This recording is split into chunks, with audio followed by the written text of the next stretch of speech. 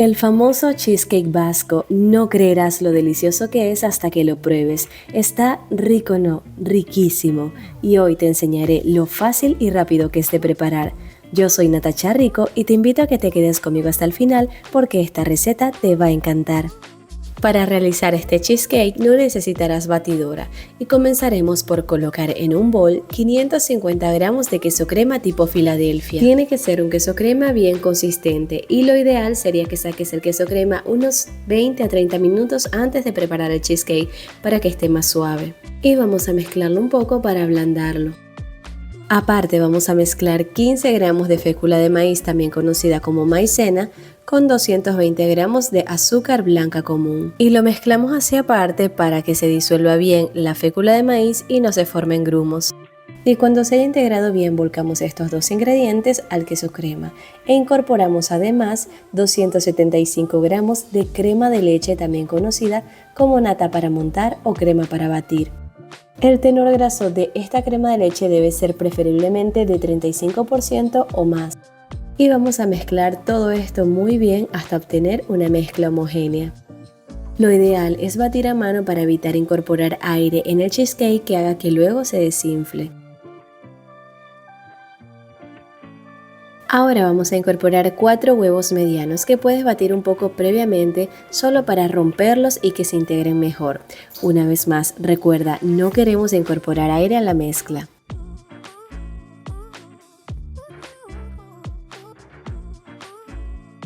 Y ya tenemos la mezcla lista. Como puedes ver, la receta original no lleva ralladura de la cáscara de limón, de naranja o esencias de ningún tipo, pero si deseas se lo puedes poner. Sin embargo, te recomiendo que lo pruebes de la forma en que te estoy enseñando. Y este cheesecake lo vamos a hornear en un molde de 16 centímetros de diámetro que debe tener al menos 6 centímetros de altura. Y vamos a tomar papel manteca o papel pergamino y lo vamos a humedecer con agua para que sea más fácil de colocar dentro del molde.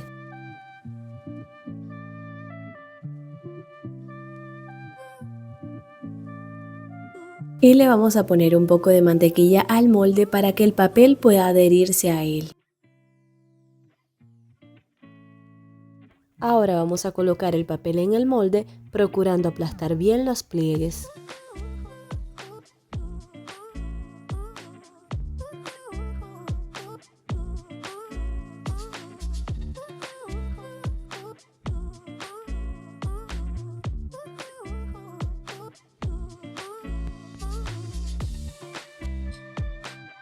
Ahora vertemos la mezcla en el molde y vamos a hornear en un horno precalentado a 210 grados centígrados durante 45 minutos.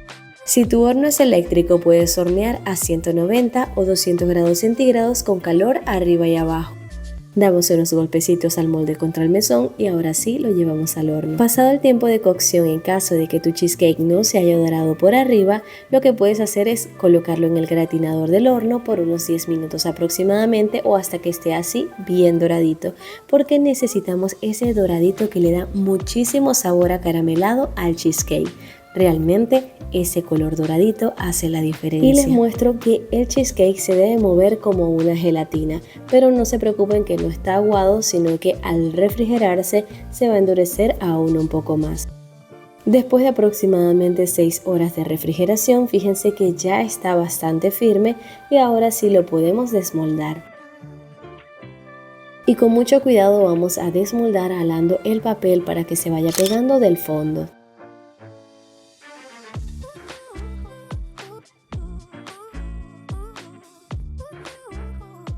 Finalmente puedes terminar volteándolo para sacarlo del molde.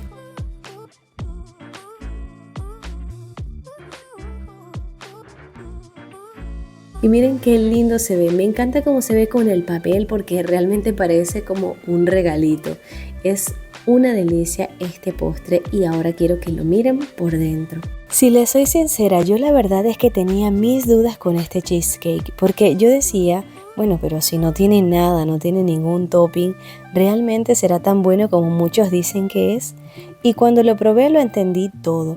Es de verdad una delicia. Es que ese sabor acaramelado que tiene lo es todo.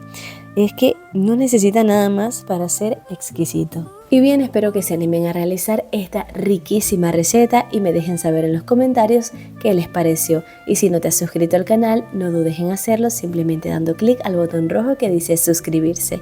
Ahora me despido y nos vemos hasta una próxima oportunidad. ¡Chao!